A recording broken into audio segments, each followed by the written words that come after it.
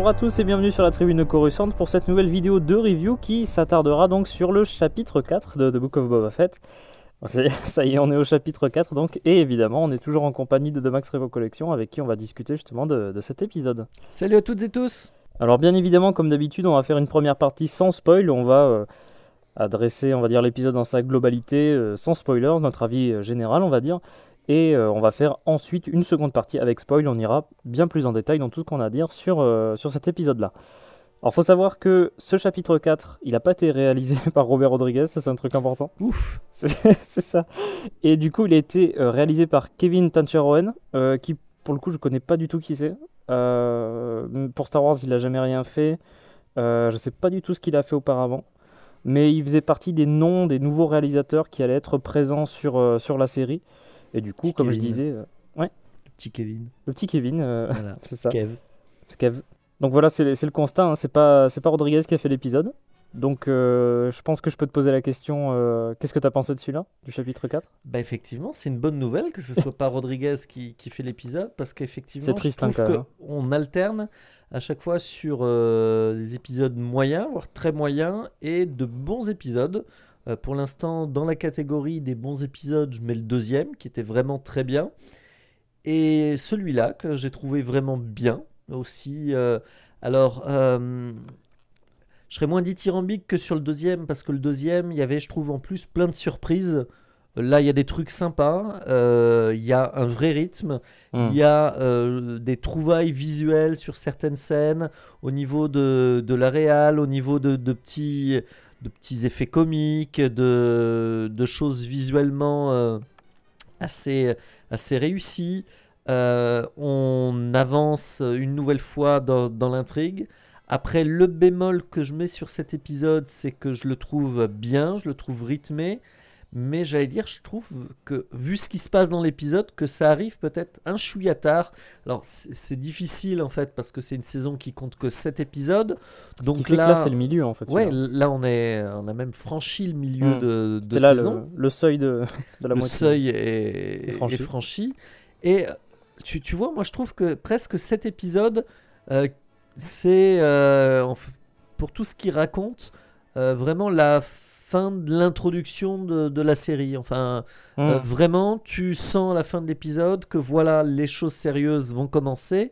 Après, tu vois, 3 autres épisodes qui mettaient déjà chaque semaine un peu en place des éléments pour voilà, construire cette introduction. Alors, Il n'y a pas non plus d'épisode inutile quand on y pense. il n'y a pas d'épisode inutile, mais comme on disait, alors sur une saison peut-être aussi courte, alors est-ce que j'en finis par me dire si, tu vois, au début, ils voulaient faire que 6 épisodes et que finalement, c'est le 1 et le 2 qui ont été un peu artificiellement séparés pour faire un épisode de plus et que... Ils disaient peut-être que c'était trop long comme intro. Ouais. Trop long comme intro, mais résultat, ça serait peut-être mieux passé. Et voilà, je trouve que là, 4e épisode cool avec des éléments très sympas, mais on est voilà, s'il y a un bémol à trouver, c'est que je trouve on est encore un peu dans la conclusion et dans le teasing de ce qui va arriver par la suite.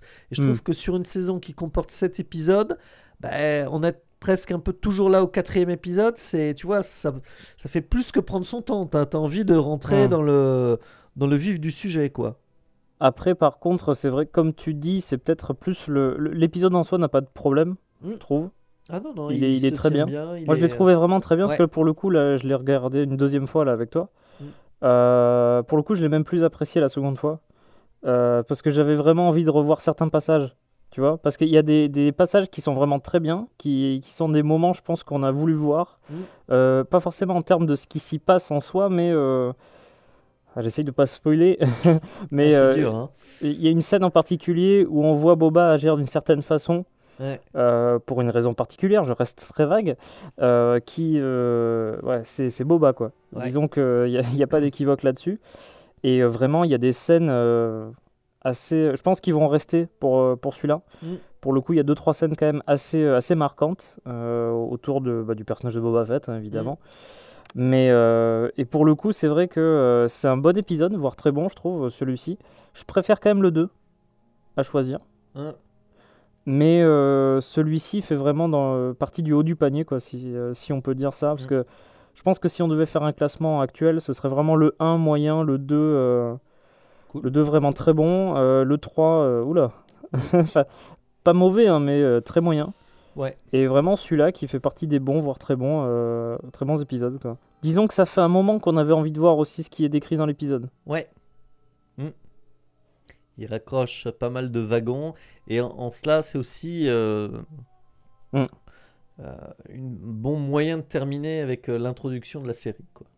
Bah, disons qu'en plus, on va en parler un petit peu plus tard, je pense, plus en détail, mais on a un cap qui est franchi, je pense, dans la narration de la série. Et c'est bien de voir que, comme tu dis, on va finir cette introduction-là et que c'est pas qu'on va entrer dans le vif du sujet non plus, mais il y a un peu de ça quand même. Ceci dit, il y a un petit peu de ça. Tu vois que plus qu'une série sur Boba Fett, c'est vraiment aussi sur aussi bien le personnage de Boba que de Fennec Shand. Et pour le coup, c'est un personnage que j'apprécie vraiment beaucoup. Même si, je pense qu'on est d'accord là-dessus en plus, la première fois où elle était apparue dans le chapitre 5 de Mando, elle avait vraiment pas été marquante. J'aime beaucoup Ming-Na Wen pour le coup. Mais j'avais pas trouvé son personnage si dingue que ça, j'étais un petit peu déçu. Et j'étais ravi de voir qu'elle avait survécu dans la saison 2. Et là, je suis encore ravi de la revoir en live, parce qu'elle était passée dans The Bad Batch, du coup. Mais je suis encore ravi de la voir en live dans Book of Boba Fett. Donc elle est vraiment super. En plus, l'actrice est très bien. Donc c'est vrai qu'elle prend un peu plus d'importance dans celui-ci. Et je trouve pas ça dommage, bien au contraire. Ah ouais, non, tu vois clairement qu'elle s'affirme. Qu'il y a une vraie bonne dynamique entre les deux personnages avec un vrai respect mutuel, une vraie loyauté. Et non, le perso, effectivement, est vraiment intéressant, bien joué. Effectivement, ouais, ça fait une femme forte dans Star Wars. Et il y a quelques bons personnages comme ça. Et pour le coup, elle est vraiment cool. Et comme là, je suis totalement d'accord avec toi, sa première apparition n'avait pas été hyper marquante. Hein. C'était. De souvenir, on n'avait pas forcément beaucoup apprécié celui-là, l'épisode. Pour moi, c'était l'un des plus faibles de la saison 1. De la saison 1. Enfin, et là, de voir cette dynamique qui se poursuit et qui se construit avec Boba, c'est cool. C'est bien fichu. Donc voilà, je pense qu'on est à peu près d'accord, je pense, sur la vie globale de l'épisode. On a bien aimé, vraiment bien, moi je trouve, pour le coup. On va se libérer de tout ça et on va passer en partie avec spoilers. Donc à partir de maintenant, soit vous avez déjà vu l'épisode, soit vous n'en avez pas grand-chose à faire d'être spoilé. Donc, Fennec Shand, Boba, on explique en fait tout, au final, dans cet épisode. C'est ça. Et comment ils se sont rencontrés. C'est ça. Et vraiment, on en parlait au niveau du changement narratif de la série. J'ai vraiment l'impression qu'avec cet épisode, ça va être la fin des flashbacks. Ça doit être certainement le dernier épisode où on en aura. Alors par contre, tu vois, ce qui m'a marqué là-dessus, c'est que je m'étais pas imaginé que en fait 5 ans se sont écoulés. Il a passé 5 ans avec la tribu en fait. Parce qu'en fait l'épisode s'ouvre juste après la disparition de la tribu. Il erre dans le désert sur un manta. C'est trop longtemps. Mais c'est ce qu'on avait déjà dans le chapitre 3 d'ailleurs. Ouais. Avec des très jolis plans d'ailleurs, je trouvais. Ouais, mais là c'est toujours aussi joli. Et pour le coup, on débute l'épisode dans des Mandalorian. Avec effectivement les fusées de détresse qu'utilise Din Djarin pour aveugler Fennec Shand, Fennec Shand, et on assiste à leur rencontre, voire à quelques plans en plus de l'épisode. Il me semble qu'il y a vraiment un plan qui est exactement celui qui était dans l'épisode, enfin dans le chapitre 5 de Mandalorian. Qui était la séquence finale. Du coup, on raccroche vraiment les wagons avec Mandalorian, puisque là, on fait un lien direct avec l'épisode, le chapitre 5 dans la saison 1. Et comme tu dis, en fait, il trouve Fennec Shand. Et aussi, là, c'est ce qui me fait penser d'ailleurs que c'est peut-être pour ça qu'on les avait introduits. Vu qu'on savait dans la saison 2 de Mandalorian qu'elle avait été optimisée. C'est ça, elle a, en fait, en gros, elle allait mourir. Il l'a amené voir justement les modifier, les mods. Et c'est un carrossier pour humains, quoi, on va dire. Avec justement quelqu'un qui fait des augmentations. Elle devient un cyborg, en fait. C'est ce qui était montré dans la saison 2 de Mandalorian. Du coup, c'est là que je me dis peut-être, est-ce que c'est pour ça qu'ils ont intégré des cyborgs dans la série ? Tu vois, parce que je me demandais qu'est-ce qu'ils foutent là, en fait, tu sais, dans le chapitre 3. Et si ça se trouve, en fait, c'est juste simplement ça. Faire le fait d'établir qu'il y avait une espèce de gang de cyborgs sur Tatooine pour justifier le fait que Fennec Shand se fasse reconstruire aussi bien d'ailleurs, parce que quand même elle a été bien reconstruite. On voit toute une scène qui décrit justement, qui montre comment elle a été remplacée, je veux dire, cybernétiquement. Mais tu vois, ça fait encore un bar à hipster, enfin de steampunk là dans, non, je suis d'accord. Sur Tatooine. Ça fait un peu air de propos, un petit peu. Ouais. Moi je trouve qu'ils ont le look plus de Canto Bight ou de Coruscant, ouais. Ou Narshada par exemple. Enfin, ça change pas par rapport. Bon après c'est moins choquant parce que vu qu'il y a eu l'épisode d'après, on s'est habitué maintenant au Vespa. À Mos Vespa, à Mos Vespa, ouais. Mais du coup, c'est là que je me dis peut-être que c'est juste simplement ça, quoi, en fait. L'inclusion des cyborgs dans cette histoire-là, c'est peut-être pour justifier la survie de Fennec Shand, quoi. Comment ça se fait que Boba Fett, qui est tout seul en plus... Parce que c'est vrai que tu te dis comment ça se fait que Fennec Shand ait pu recevoir des implants cybernétiques comme ça, alors qu'elle connaît que Boba Fett, enfin apparemment en tout cas. Je veux dire, à part justifier ça comme ça, du style, il a demandé des services à des gars qui faisaient des améliorations cyborg sur Tatooine, il n'y a pas 36 solutions, quoi. Donc bon, c'est un mal pour un bien, j'ai l'impression. Ces espèces de cyborgs, quoi. Et d'ailleurs, alors j'avoue que je connais pas du tout qui c'est, mais celui qui fait l'opération, apparemment, c'est un artiste, je crois, qui est un peu connu. Alors, je dis un peu parce que je le connais pas du tout, mais c'est parce que c'est Korsov qui m'en avait parlé. D'accord. Un petit caméo. Parce qu'en plus, on le voit au générique, c'est Thundercat, son nom d'artiste, je crois.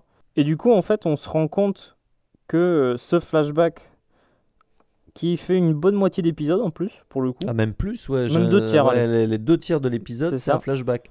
Alors tu vois, ça aussi, ça me faisait peur, parce que généralement, je trouve qu'il y a tellement à raconter au temps présent, mais après, le bon côté, c'est que bon, j'ai l'impression que il se passe plein de choses, là encore une fois, dans les flashbacks, et que ça conclut... Parce que c'est vrai que là, quand tu prends l'ensemble en fait, de la partie flashback de cet épisode, ça fait vraiment... Boba Fett et pendant les événements de Mandalorian, ils rencontrent Fennec Shand après le chapitre 5. Ils vont essayer de récupérer le Slave One, du coup, qui est dans le hangar du palais de Jabba, qui est actuellement gardé par Fortuna, parce que c'est pas encore arrivé, du coup, la fameuse scène post-générique de la saison 2 de Mandalorian. Là. Et du coup, le plan, ça va être de récupérer le vaisseau de Boba Fett. Et après, va y avoir 2-3 trucs par rapport à ça. Et en fait, on finit sur vraiment la prise de pouvoir de Boba et la scène qu'on avait vue auparavant. Donc c'est vraiment un flashback final, quoi. Ouais, clairement, tous les wagons sont raccrochés. Donc là, on est au début de la série, quoi. Vraiment, on a terminé après les parties qui ne sont pas relatées dans les épisodes. C'est ce qu'on a vu dans des Mandalorian. Donc... là, voilà, la suite, quoi. Tout le plan, ça va être de récupérer le vaisseau de Boba Fett. Franchement, j'ai beaucoup aimé tout ça. Ah oui, les scènes sont... Tu vois que à cette époque-là, il y avait du monde, enfin... Il y avait du peuple chez Jabba. Il y avait un peu plus de monde que... Enfin, c'est plus chez Jabba, mais... Voilà, chez Bib Fortuna. Chez Bib. Effectivement, il y a des gardes, il y a de la vie, il y a des droïdes... Alors, les droïdes sont cool. Le droïde chef, les 2 droïdes chefs là. Cette petite séquence. C'est n'importe quoi par contre. C'est très drôle. C'est Ratatouille dans The Book of Boba. Mais c'est drôle. C'est drôle et c'est bien fichu. Surtout le droïde qui se prend pour le général Grievous. Oui. Ah oui, le Grievous. Il est plus à 4, il est à 6 bras maintenant. C'est ça. Bon, Fennec Shand le démonte en 3 secondes. Non, mais ils se font tous massacrer. Le seul qui tient la route, c'est le petit droïde de Clone Wars. C'est un petit droïde lapin là, qui vient de Clone Wars. Là. Non, mais ils sont géniaux, ceux-là. De toute façon, ils étaient déjà géniaux dans The Clone Wars. Ils rentrent très très très bien en live, je trouve. Parce que c'est un design très cartoon. Mais franchement, il passe très bien, je trouve. Oui, parce que je trouve que ce graphique, enfin visuellement, on reconnaît... les droïdes de la Fédération, enfin, il est un peu du B1 en lui, je sais pas, sur le plan, sur l'aspect, sur l'aspect, et le droïde est bien fait, la séquence, là encore, la séquence est rythmée, donc ça marche. Parce que c'est pas Rodriguez. Voilà. Après, bon, c'est une petite pastille humoristique, on se dit, non, mais enfin... c'est pour rigoler un petit peu au milieu, quoi. Voilà. Mais parce que le combat contre ce droïde-là est assez marrant quand même. Oui, il se faufile dans les trucs, entre les feux. Surtout c'est un truc, que lui, c'est le dératiseur. Là, il arrive avec son petit filet, il est tout mignon. C'est même lui qui se désarme tout seul. C'est ça, genre, mais il se fait choper par Boba. Le mec lui dit, tu sais qui je suis? Ouais, non, je sais pas. Je suis Boba Fett. ça c'était très drôle. Franchement, et comme tu dis, c'est très rythmé. C'est dingue. Je veux pas dire, mais pour pas revenir sur le chapitre 3 trop longtemps, mais je veux dire, mais quand tu te rends compte qu'un combat un peu loufoque entre Boba Fett et Fennec contre 3 droïdes dans une cuisine, un combat un peu comédie, un peu sur le ton de la comédie, est plus rythmé et plus sympa à regarder que la course-poursuite de fin d'épisode du chapitre 3. Mais bon, bref, ça c'est... Voilà, surtout, elle a dû coûter cher en plus, cette course-poursuite. Mais ouais, ça c'était une scène assez marrante, bien rythmée, assez rigolote quoi. Non, et c'est même enfin tout ce qui se passe dans ces flashbacks. Le petit droïde est sympa aussi, la petite boule là, qu'elle utilise pour mapper tout l'intérieur. Non, et même Fennec, enfin là ils nous font un Ocean 11 à 2 où ils vont braquer Ocean 2, voilà exactement. Où ils vont braquer le palais de Bib pour récupérer son vaisseau. C'est rythmé, il y a pas mal de combats. Fennec montre qu'elle est hyper badass, hyper bien équipée, parce que, punaise, elle aurait pu presque faire tout ça toute seule. Hein. Elle s'en serait sortie. Elle est douée. On a aussi on a la séquence émotion avec les adieux déchirants avec le Banta. Ah, ça, c'était affreux. Mignon. Va faire des bébés Banta. Oui. C'était mignon. Il a un truc avec les Bantas. C'est attachant comme truc. Ah ouais.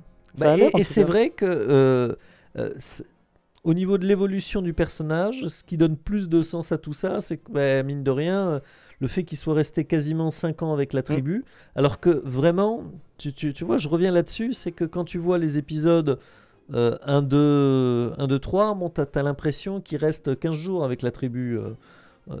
Là non. Et donc voilà. S'il est vraiment resté 5 ans avec eux, tu comprends qu'il ait pu changer. Ouais. Parce qu'il a vraiment appris 2-3 trucs. Et qu'il soit plus solitaire qu'il était et qu'il ait vraiment besoin de sa tribu, quoi. C'est un truc qu'il dit plus tard. Hein. Il dit, parce que bon, j'avance un peu dans l'épisode là pour le coup, mais c'est Fennec qui dit qu'en gros, le fait d'être resté avec les Tuscans, ça l'a rendu soft, elle dit. Alors je me rappelle plus comment...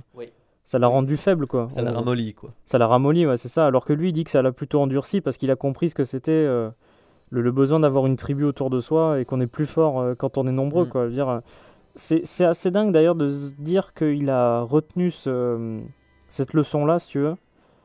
Quand tu vois qu'il a passé sa vie tout seul, genre depuis qu'il a 10 ans, jusqu'à son âge adulte, quoi, jusqu'à l'épisode 6. Il a passé quoi ça fait combien de temps ça fait à peu près une trentaine d'années, quoi. Il a passé 30 ans tout seul, quoi, en tant que chasseur de primes, donc tu imagines le truc, quoi. Et 30 ans tout seul, et là 5 ans passés dans cette tribu, tu m'étonnes qu'il ait pu changer, quoi.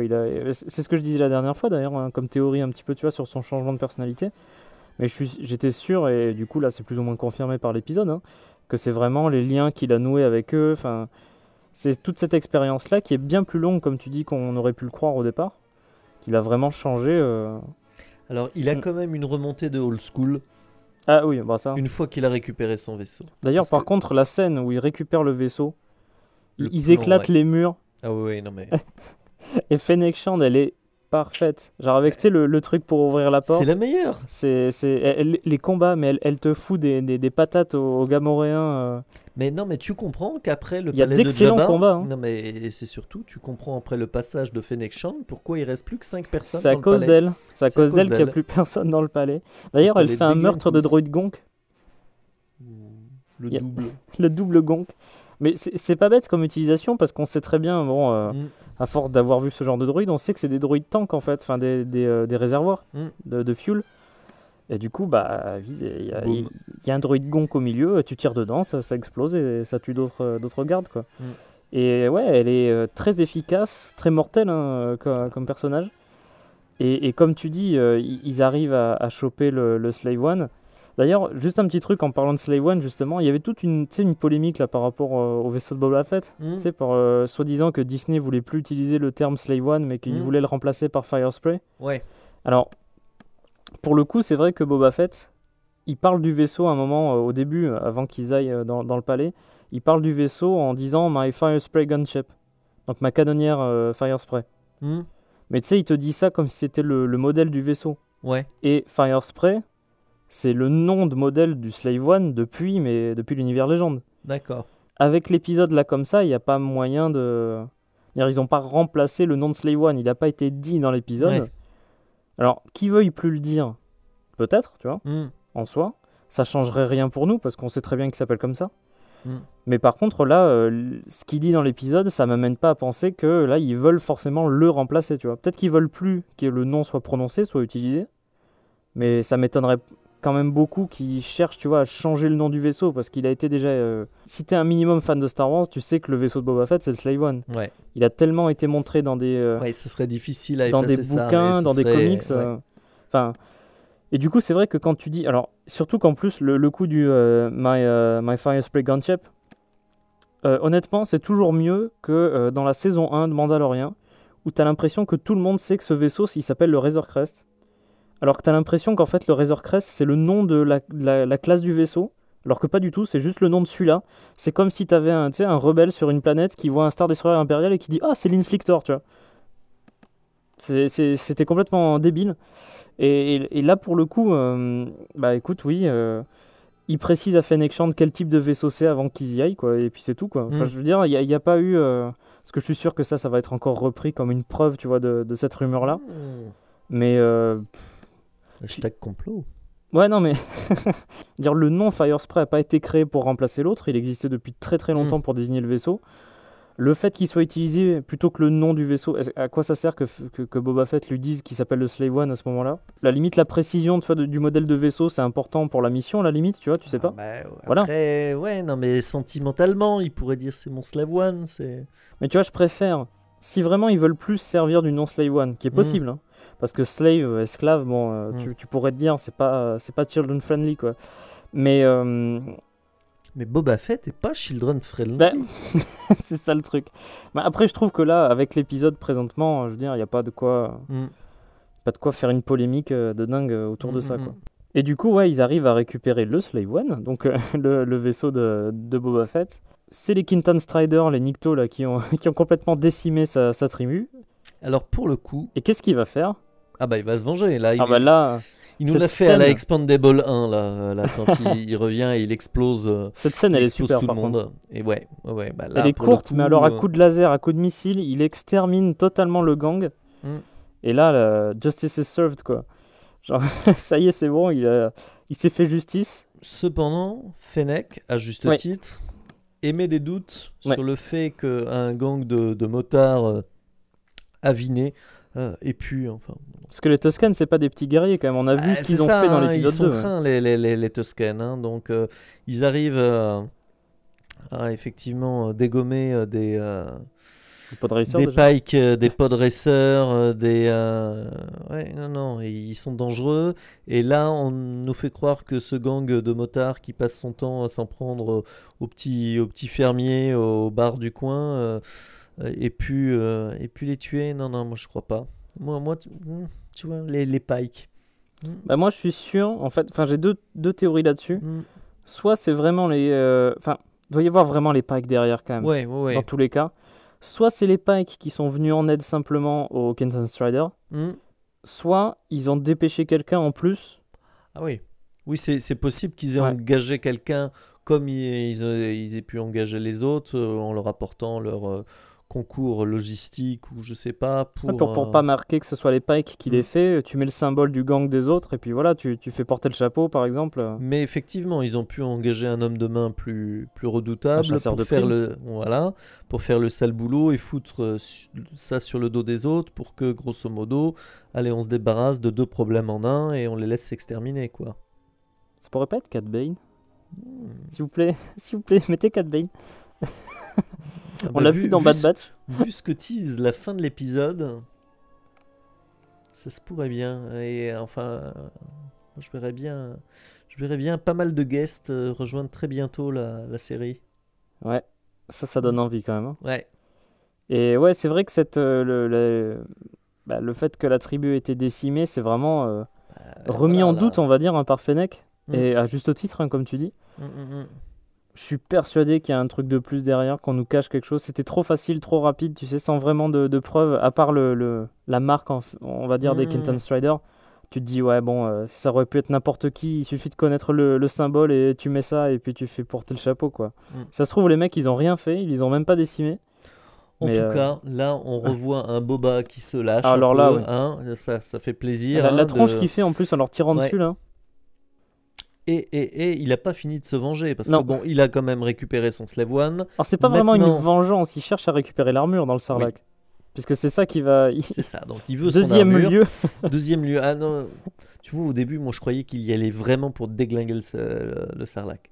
Là. Bon, après, effectivement, il y a son armure, parce que bon, vu dans l'état qu'il était, il a un peu oublié, effectivement... il s'est fait chourer par les Jawa, mais il s'en souvient pas, ouais. Donc ça, il était dans un état second. Donc résultat, il retourne au Pit of Sarlacc. Là, ce que j'adore, c'est qu'on revoit... La barge. Là-bas, oui, non mais qu'on revoit aussi le Sarlacc et ses tentacules. T'as vu, je savais pas que ça se repliait autant en fait. T'as vu, c'est dégueulasse l'intérieur en plus. Quand il illumine un peu, tu sais, quand il illumine tout ça là à l'intérieur, tu vois ça, tu fais c'est encore plus dégueulasse que ce que ça l'était déjà. Bah oui, non, mais et pour le coup, là, on le revoit bien parce que j'avais trouvé dommage de. On le voyait assez peu dans le premier épisode. Ouais, voilà, donc. Et effectivement, là, cette bataille avec le vaisseau capturé par par le... en fait, carrément. C'est ça. Même t'as la bouche du Sarlacc qui est en train d'attaquer la vitre.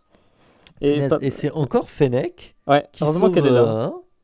Surtout qu'en plus, elle était censée se barrer. Hein, après avoir récupéré le Slave One, mais bon... Mais voilà, visiblement, il lui a sauvé la vie, il montre qu'il a qu'une parole... Donc ouais, c'est quelqu'un de digne de confiance et je pense que dans ce métier où ils sont assez solitaires et où ils ont souvent l'occasion d'être peut-être doublés ou peut-être simplement de la chair à canon, quoi. C'est ce qui lui est arrivé, ceci dit, quand il pense dans le chapitre 5. Bah exactement. Donc là, voilà, elle se rend compte que... Il y a une chance. Elle s'est peut-être fait un ami pour la vie. Et surtout qu'en plus, il lui expose un peu son plan, son projet. Parce qu'on a vraiment l'impression, ça nous laisse supposer d'ailleurs que Boba Fett... aurait peut-être eu envie de quitter la carrière de chasseur de primes vers l'épisode 6 en fait. Ou en moins qu'il y commençait à y réfléchir. Parce que visiblement il avait de la rancœur contre Jabba. Il a effectivement visiblement le sentiment de s'être fait doubler plusieurs fois. Donc, Alors ceci dit, je pense... Bon là, c'est pas le domaine de la série, mais disons que quand on voit ce qui se passe, je vais pas faire de spoil sur d'autres œuvres du coup évidemment, surtout qu'en plus tout n'est pas encore sorti en France, mais vu la façon dont se passe la traque de Han Solo entre le 5 et le 6, il y a de quoi avoir de la rancœur contre Jabba. Donc qu'est-ce qu'il faut lire pour savoir tout ça ? C'est ça. C'est ça, il faut lire justement la guerre des chasseurs de primes, qui est en cours de parution en France. Là c'est le tome 2 qui est sorti aujourd'hui d'ailleurs, tiens celui-là. Fraîchement reçu. Mais du coup, ouais, il y a de quoi justifier. En tout cas, c'est pas présenté par la série. Parce qu'il te dit simplement dans la série, en gros, que ceux qui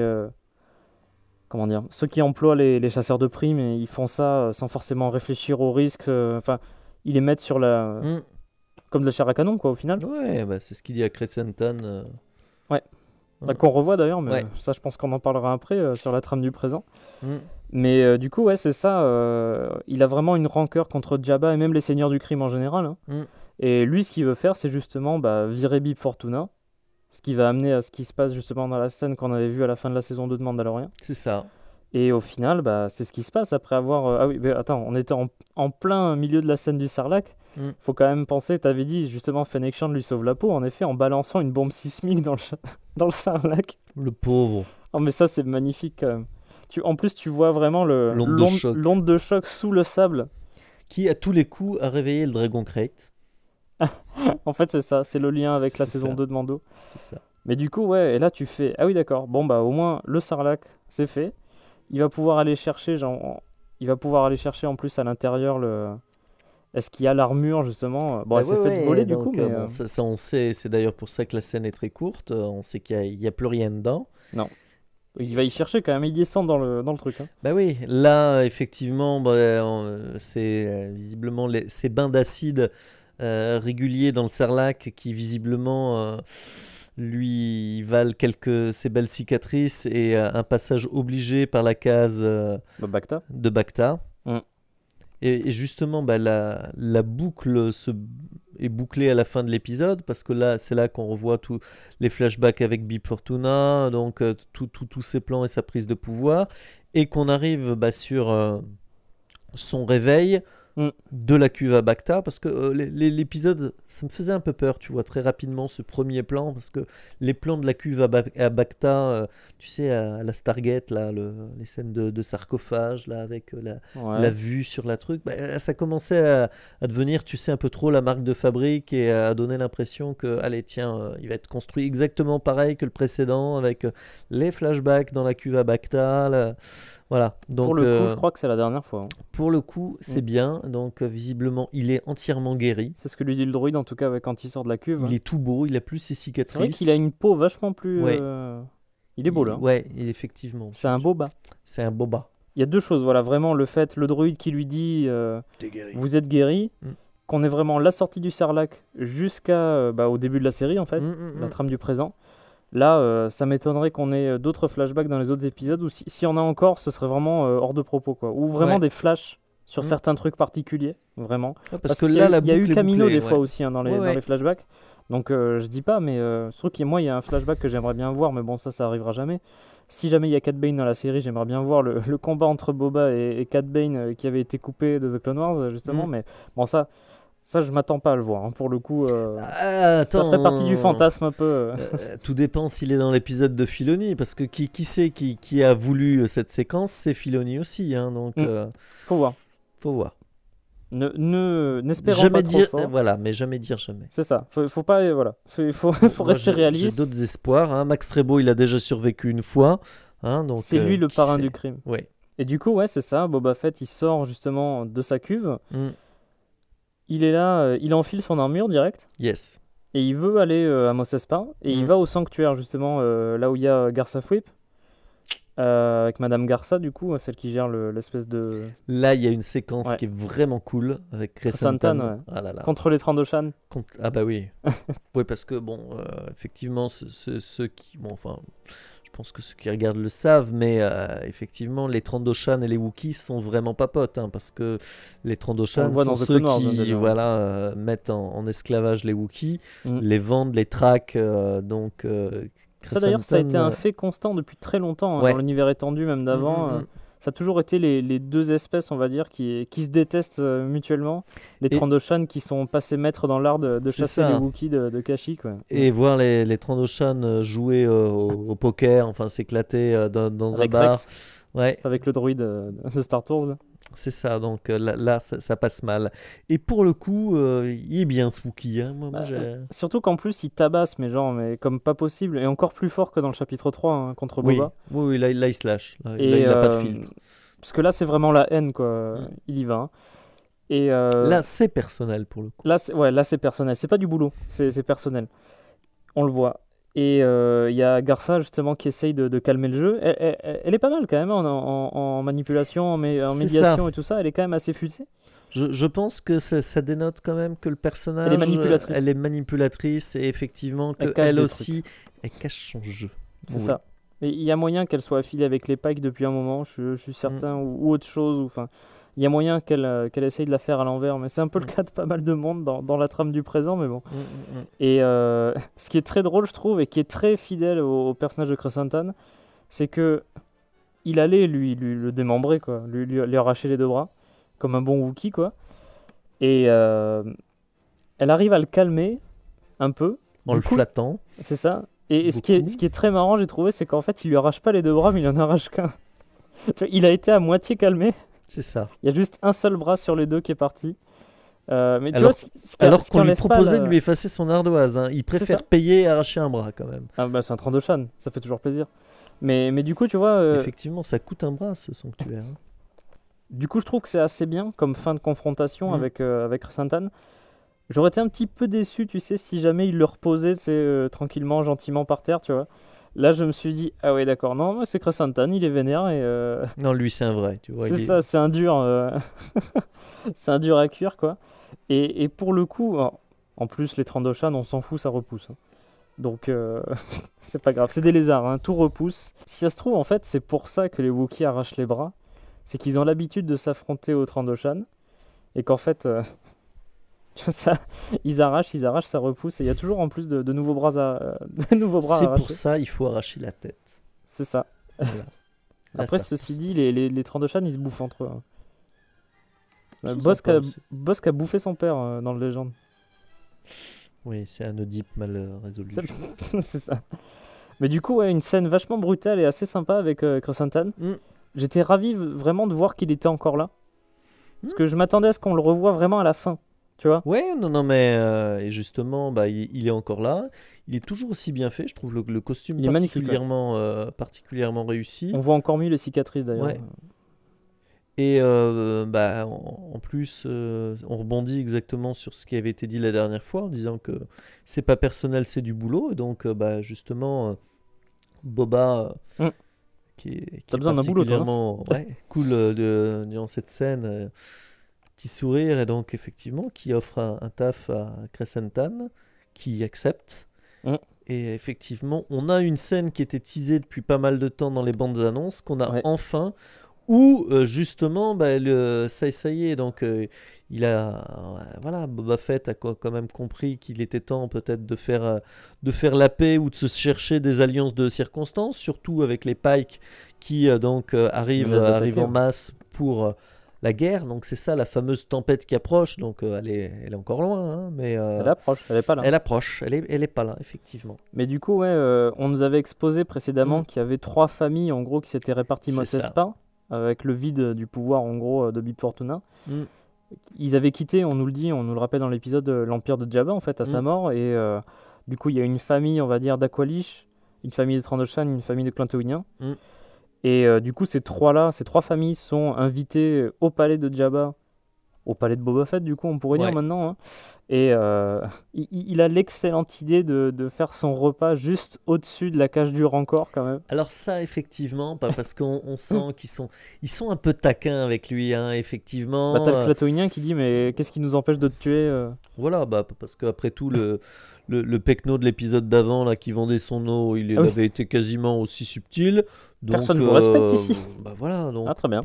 Là, le Clantoïnien, chef de gang, effectivement, c'est pas avec ses 4 steampunk et ses 2 gamolites qui leur fait trop peur. Bon, la seule qui est badass et qui est Fennec, et qui est bonne en speech, hein, parce que elle te fait une bonne intro. Hein, c'est vraiment son fidèle lieutenant ou même son égal. Hein, elle est douée. Il cogère. Et alors le fait quand même d'avoir le Rancor désormais, ils sont sympas ces Hutt, mais d'avoir ce Rancor en sa petite ménagerie, ça lui donne quand même un argument de poids. Bah justement, parce que quand le Clantoïnien lui dit bah alors qu'est-ce qui nous empêche de vous tuer, puis là t'as le Rancor qui arrive et qui agrippe la... Il défend papa. C'est ça. Bah ça y est, le lien est créé d'ailleurs avec l'animal, oui. Hein, donc... Oui. C'est en Danny Trejo qui l'a... C'est ça. En plus, j'adore le moment où ils ont tous peur, ils quittent leur siège pour s'éloigner parce qu'ils ont très très peur du Rancor et genre, non mais venez, asseyez-vous. Please, sit. Mais calmement et tout. Bah oui, non. Là, effectivement, c'est une attitude de... Ouais, voilà, là, il est bien, il regagne des galons. Et en plus, le truc, c'est qu'il leur propose un marché qui est vraiment pas dégueu en soi, puisqu'il leur dit en gros, bah de toute façon, il y a les Pikes qui viennent pour prendre la planète. Du coup, ce que je vous propose, on se met tous ensemble, on n'impose pas de tribu les uns les autres, on se demande pas d'argent, chacun vit dans son coin, sans emmerder les autres, on s'associe pour repousser les Pikes, et du coup, nous on garde Tatooine, on est en coopération, on fait du fric, voilà, et tout va bien quoi. Et par contre, le truc, c'est qu'ils sont... La Pax Romana, ouais. Ah, c'est un peu ça, c'est quand ils pensent. Je sais pas ce que ça veut dire, mais ça sonnait bien. C'est ça. Et du coup, ils sont vachement égoïstes, je trouve. Parce qu'ils refusent, en fait, de l'aider. Parce que genre, oui, mais les Pikes, ils s'attaquent à vous, pas à nous. Donc pourquoi on irait mettre nos hommes en jeu si ça concerne vous et pas nous, quoi, en gros. Et il est pas si affreux que ça avec eux, quand même. Hein. Ah non, parce qu'il leur offre une vachement belle porte de sortie en disant, dans ce cas, c'est moi qui affronterai seul les Pikes. Mais neutre, alors. Mais vous restez, me garantissez la neutralité, vous me la faites pas à l'envers, vous alliez pas à eux. je sens que le Clatoïnien va la faire à l'envers. Ah ouais. Parce qu'il est le dernier à acquiescer du truc, tu vois. Puis ils sont tous là, genre oui, on est d'accord, et l'autre. Ouais. Ouais, allez. Je suis sûr qu'il y en a un, pas forcément un Clatoïnien en vrai, hein, parce que des fois, ce qui te tease, c'est un peu des fausses pistes, on va dire, mais je suis sûr qu'il y en a un parmi les 3 familles, si ce n'est 2 ni 3, qui vont trahir Boba. Et qui vont se rallier aux Pike parce qu'en plus c'est le Trandoshan qui dit ouais mais les Pike on se fait du blé avec eux avec les pistes. Donc ils ont leur intérêt aussi à ce qu'ils soient là peut-être, mais après un intérêt temporaire, si les Pike s'emparent vraiment de la planète, ils ont plus grand chose à y faire, donc ils ont plus à gagner avec Boba, c'est ce qu'il dit après d'ailleurs. Ils ont plus à gagner avec son offre qu'avec celle des Pike au final, donc à voir ce que ça va donner quoi. Et ça se conclut là-dessus plus ou moins d'ailleurs un épisode. Il y a la fin de la réunion, ils s'en vont tous. Ils s'en vont tous, mais là il y a le petit teasing où effectivement Fennec rappelle que ils ont du blé. Ils ont du blé. Parce que Boba dit on a des crédits. On a des crédits plus qu'il n'en faut, mais il faut aussi les hommes de main. Et donc alors effectivement il a ses optimisés, il a Crescentan, il a Gamoréen. 2 Gamos, mais il faut plus. Et donc là le petit teasing avec la musique de The Mandalorian. Ah non mais est-ce que Din Djarin arrive Oh oui. Surtout qu'en plus, je suis certain que c'est vraiment pas compliqué d'inclure Din Djarin dans la série. Parce qu'en gros, tu pourrais partir du principe que Din ne va jamais enlever son casque. Oui. Donc ça pourrait être les cascadeurs habituels qui l'incarnent dans Book of Boba Fett. Et aussi, si vraiment il y a des répliques, il parle peu en plus, Djarin. Tu demandes à Pedro Pascal de se mettre dans un studio pendant quelques heures et tu lui fais enregistrer les lignes et puis voilà, je veux dire c'est un truc qui est très facilement faisable parce que on sait qu'il y a eu des soucis d'emploi du temps avec lui avec Pedro Pascal il y a peu parce qu'il est en train de, je crois qu'il était sur le tournage par exemple de The Last of Us pour HBO. Puis après en fait il y avait des soucis un petit peu d'emploi du temps autour de lui, mais je suis sûr que là pour un truc comme ça, pour un caméo de ce style là c'est faisable de faire un truc tu prends les cascadeurs que c'est Brendan Wayne je crois le petit-fils de John Wayne là, qui jouait la plupart des scènes où il est un peu violent et tout. Je suis sûr que c'est très facile à organiser en tout cas le retour de Din, et ça franchement quand j'ai entendu cette musique là je me suis dit ah oui. Mais alors, tu vois, moi aussi, ce que j'aimerais voir, c'est que, bon, ils te disent qu'il va avoir besoin de muscles, qu'il va avoir besoin d'alliés. Bon, je me dis que Boba Fett, quand même, il connaît beaucoup de monde. Il connaît beaucoup de monde. Il a dû rendre des services, il a dû se faire des alliés de circonstance. Je sais pas, les boss que Dengar... Forlom. S'il a assez de fric, il peut se les avoir. Ouais, Zucus, il y aurait peut-être moyen de les avoir. Non, c'est des relations de travail. Bossk, après, Bossk et au Racing, ils ont bossé avec. Bon, au Racing, elle est morte. Hein. Effectivement. Ça va être un peu dur de la recruter. Peut-être. C'est Beckett qui l'a tué, on le dit dans Solo. Ouais, mais enfin, moi, tant que je l'ai pas vu. Du coup, c'est vrai que tu te dis qu'il pourrait potentiellement connaître pas mal de monde. Après, je sais pas si qui on pourrait voir vraiment. Ils ont vraiment présenté ça dans le sens où on a plein de fric et on peut payer quelqu'un. Donc le truc c'est que si, comme on dit, à partir d'une certaine somme tout le monde écoute. Hein. Donc non, et ça c'est clairement le genre de caméo, je pense. Revoir Dengar, revoir Bossk, qui plairait aux fans. Et en plus c'est réalisable.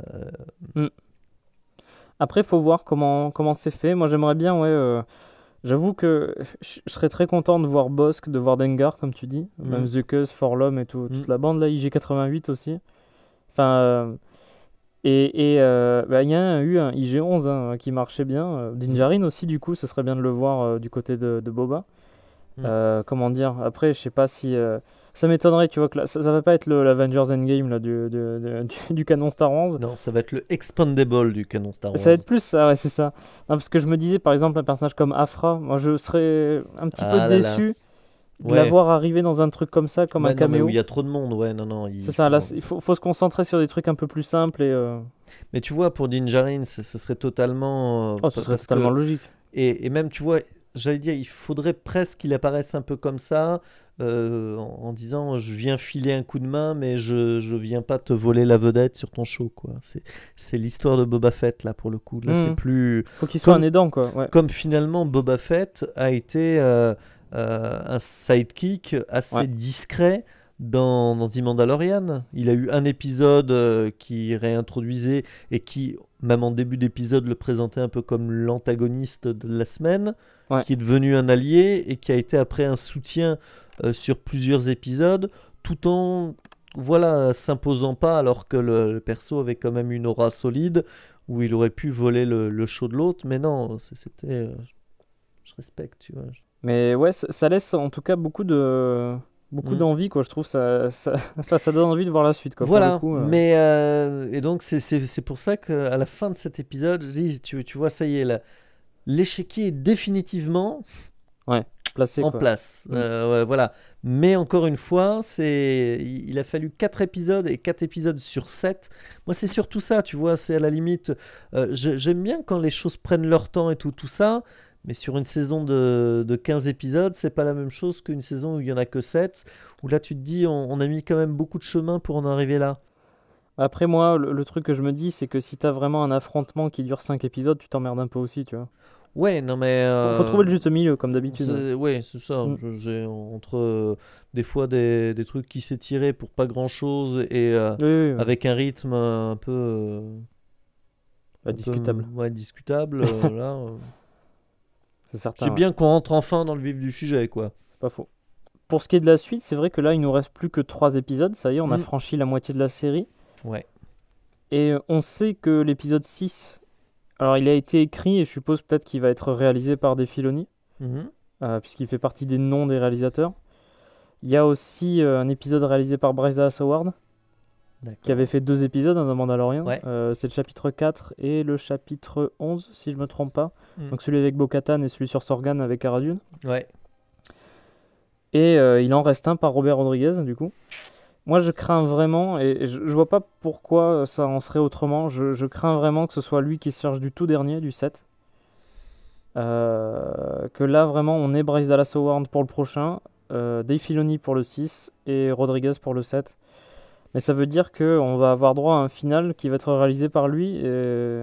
Tu te rends compte, Boba Fett sur un Rancor, et si c'est une course-poursuite digne de la saison 3, enfin de l'épisode 3, le Rancor qui poursuit des Vespa, hein, lentement. Bah, c'est ça, c'est pour ça que je crains ça, en fait. Ça serait du gâchis. Non, mais allez, il s'est rattrapé, là, il y a eu un coup de mou, il a pris un petit remontant pour petite pilule bleue pour l'épisode final. Il va tout donner, là. Bah, j'espère. Allez, on y croit. Après, c'est vrai que là, tu te dis, il a vraiment commencé à se forger une équipe autour de lui. Il peut s'ajouter encore plus. Enfin, ouais. Non, mais c'est vrai, c'est un truc qu'il a retenu des Tusken, tu vois. Ça, je trouve que c'est vachement bien. Et ça justifie justement la présentation des flashbacks aussi, pour justifier son changement de tempérament, son changement de personnalité, son rapport aux gens, aux choses, etc. Franchement, je trouve que là, on va vraiment potentiellement vers une très bonne fin de série qui vraiment, je pense, à terme, nous fera oublier un petit peu les petits accros du début, tu vois. Je pense que quand on regardera la saison dans sa globalité, on sera quand même assez satisfait du résultat. C'est un peu comme dans Mando saison 1, quand il pense. Ah oui, non mais... Parce que dans Mando saison 1, il y a eu des hauts et des bas.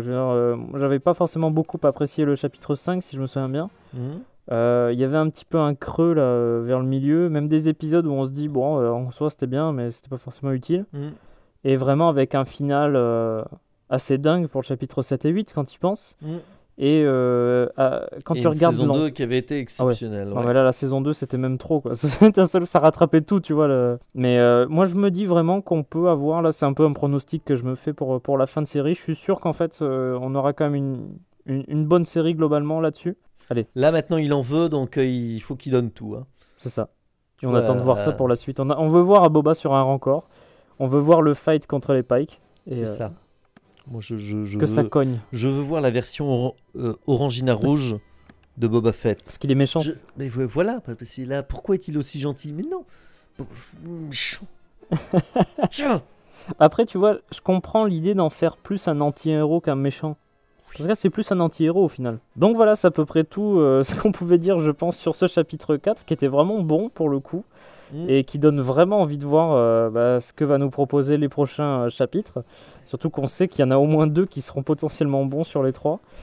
J'ai peur, non, je plaisante, je suis un petit peu cynique là-dessus, mais je suis sûr que Rodriguez, il sait faire des trucs, il sait réaliser des films, et c'est pas ça le problème, je sais pas pourquoi, mais ces 2 épisodes, il a su, peut-être, j'en sais. Mais non, Alita Battle Angel, c'était. Il faut qu'il retrouve son mojo. Mais en tout cas, c'est peut-être sur la série ou sur Star Wars, je sais pas, mais j'espère que son dernier épisode sera bon et qu'on aura vraiment un final en 3 épisodes qui sera vraiment. digne de ce nom, et avec effectivement. La tempête, la guerre teasée qui explose. Parce qu'il nous avait promis quand même de la violence, d'avoir une série quand même plus violente que Mandalorian, où il avait clairement dit en plus it's a killer not a filler. C'est dans le sens où on va, ça y est, c'est du concret quoi. Ça va tabasser quoi. Donc. On l'a eu avec Crescentan pour l'instant. Hein, c'est vrai. Qui a arraché un bras. Mais du coup, voilà, en tout cas, on a assez hâte. Je sais pas ce que t'en penses, toi, mais t'as hâte de voir la suite, le chapitre 5, du coup ? Oui, non, mais ça fait 4 épisodes que j'ai hâte de voir la suite. Du coup, on se retrouvera bien évidemment la semaine prochaine pour parler du chapitre 5. Du coup, encore merci d'avoir été là du coup, pour discuter justement de ce nouvel épisode. C'est toujours un plaisir. C'est toujours un plaisir. Partager, c'est ça qui est bien. Et j'espère aussi que cette review vous aura plu. Si c'est le cas, n'hésitez pas à laisser un like, à commenter la vidéo aussi pour décrire votre avis sur l'épisode. C'est assez intéressant aussi de voir ce que vous avez pensé sur ce chapitre 4. Et du coup, comme je disais, on va se retrouver la semaine prochaine pour la prochaine review. Du coup, n'hésitez pas également à vous abonner à The Max Rebo Collection ainsi qu'à la Tribune de Coruscant si vous ne voulez pas rater nos prochaines vidéos. Dans tous les cas, moi je vous dis à très bientôt et que la force soit avec vous. Salut à toutes et tous.